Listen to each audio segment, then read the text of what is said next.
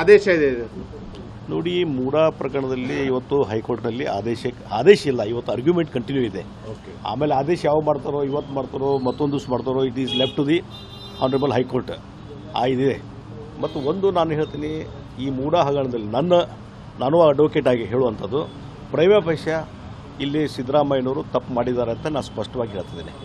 ಏನಂದರೆ ಯಾವ ಲೇಔಟನ್ನು ಕೂಡ ಇವ್ರು ಮೂಡಾದವ್ರು ಮಾಡಿದರು, ಅದು ಮಾಡಿದ ಮೇಲೆ ಇವರು ಅಗ್ರಿಕಲ್ಚರ್ ಲ್ಯಾಂಡ್ ಅಂಥೇಳಿ ಮೊದಲು ಪರ್ಚೇಸ್ ಮಾಡ್ತಾರೆ.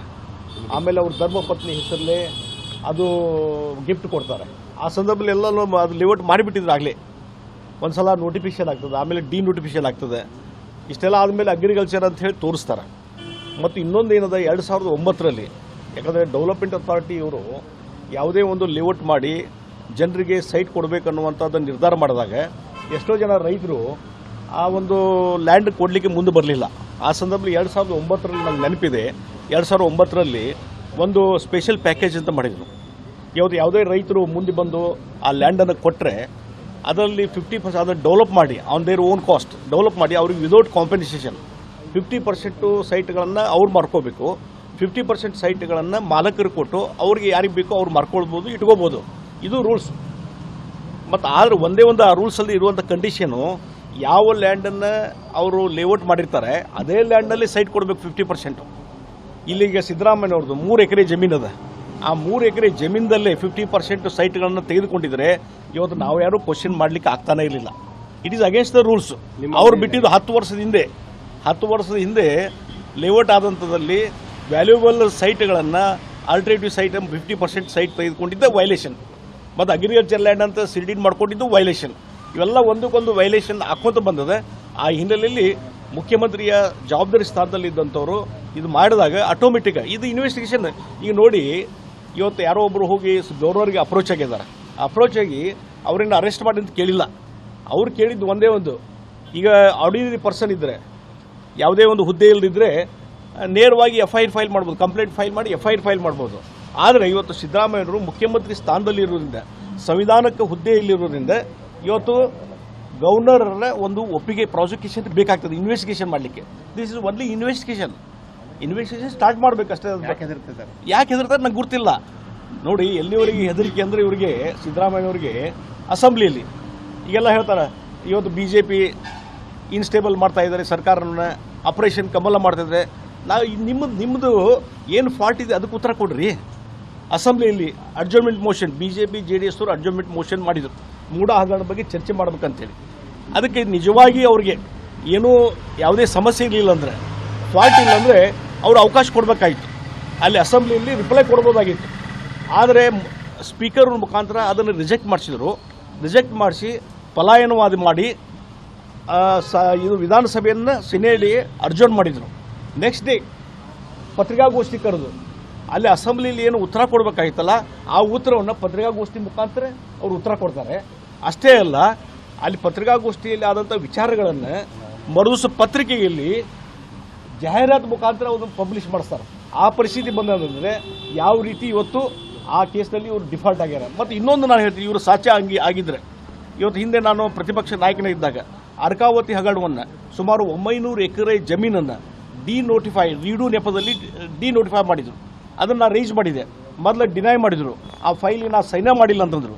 ಕೊನೆಗೆ ಅವರು ಸಹಿ ಮಾಡಿದ್ದನ್ನು ಕಾಪಿಯನ್ನು ನಾನು ತೋರಿಸಿದಾಗ ಅನಿವಾರ್ಯವಾಗಿ ಅವರು ಗಾಬರಿ ಆದರು. ಕೊನೆಗೆ ಒಂದು ನ್ಯಾಯಾಂಗ ತನಿಖೆ ಅಂತ ಜಸ್ಟಿಸ್ ಕೆಂಪಣ್ಣವರ ಆಯೋಗವನ್ನು ನೇಮಕ ಮಾಡಿದರು. ಅದರಲ್ಲಿ ನಾನು ಎಲ್ಲ ಡಾಕ್ಯುಮೆಂಟ್ಸ್ ಹಾಜರು ಮಾಡಿ ಫೈಟ್ ಮಾಡಿದ್ವಿ ವಕೀಲರ ಮುಖಾಂತರ.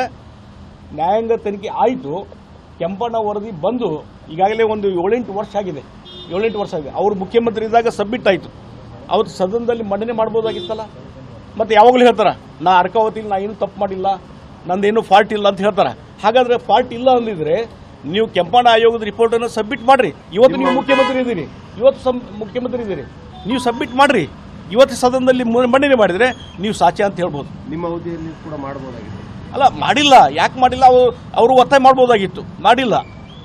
ಈಗ ಅದು ಈ ಮುಖ್ಯಮಂತ್ರಿ ನನಗೆ ಗೊತ್ತಿಲ್ಲ. ಈಗ ಅವತ್ತು ಮಾಡಿಲ್ಲ ಅಷ್ಟೇ. ಇವತ್ತು ನೀವು ಮುಖ್ಯಮಂತ್ರಿ ಅಧಿಕಾರದಲ್ಲಿದ್ದೀರಲ್ಲ, ಇವತ್ತು ಸಬ್ಮಿಟ್ ಮಾಡಿ. ನೀವು ಸಾಚೆ ಅಂದಿದ್ರೆ ಆ ಅರ್ಕಾವತಿ ವರದಿಯನ್ನೇ ನೀವು ರಿಪೋರ್ಟನ್ನು ಸಬ್ಮಿಟ್ ಮಾಡಿರಿ, ಸದನ ಬಹಿರಂಗಪಡಿಸ್ರಿ ಸಾರ್ವಜನಿಕವಾಗಿ. ನೀವು ಫಾಲ್ಟ್ ಇಲ್ಲ ಅನ್ನುವಂಥದ್ದು ಪ್ರೂವ್ ಮಾಡಿರಿ. ಅದನ್ನೂ ಮಾಡ್ಲಿಕ್ಕೆ ತಯಾರಿಲ್ಲ. ಬರೀ ಸಾಚಾ ಅಂತ ಹೇಳಿ ಹೇಳ್ಕೊಳ್ಳುವಂಥದ್ದು ಒಂದು ಇನ್ವೆಸ್ಟಿಗೇಷನ್ಗೂ ನೀವು ತಯಾರಿಲ್ಲ ಅಂತಂದರೆ ಇದರಲ್ಲಿ ಅವ್ರದ್ದು ಫಾಲ್ಟ್ ಕಂಡು ಬರ್ತದೆ. ಪ್ರೈಮಾಫೀಸೆ ಅವ್ರ ತಪ್ಪುಗಾರ. ಸರ್, ಈಗ ಕೋವಿಡ್ ಹಗರಣ ನಿಮ್ಮ ಕಾಲದಲ್ಲಿ ಕೋವಿಡ್ ಹಗರಣ ಆಗಿದೆ, ಹಾಗಾಗಿ ಅದನ್ನ ತನಿಖೆ ಯಾರಿಪ್ಪ ಯಾರು ಬೇಡ ಅಂತಾರ್ರಿ? ಯಾರು ಬೇಡಂದ್ರು? ಇವ್ರ ಅಧಿಕಾರ ಬಂದು 1 ವರ್ಷ 1.5 ವರ್ಷ ಆತಲ್ಲ ಈಗ ಸಿದ್ದರಾಮಯ್ಯರು. ಅದನ್ನ ಹೇಳ್ಕೊಂತ ಬಂದಾರ. ಆ ಪಬ್ಲಿಕ್ ಅಕೌಂಟ್ಸ್ ಕಮಿಟಿ ಒಳಗೆ ಎಚ್ ಕೆ ಪಾಟೀಲ್ ಇದ್ರು, ಅದನ್ನು ರಿಪೋರ್ಟು ಕೊಟ್ಟಾರ. ಆಯ್ತಪ್ಪ, ಹಂಗ್ರಿ ಇಲ್ಲಿವರೆಗೂ ಒಂದು FIR ಫೈಲ್ ಮಾಡಿಲ್ಲಲ್ಲ ನೀವು? ಯಾಕೆ? ಬರೀ ಹೇಳೋದಾಯ್ತು.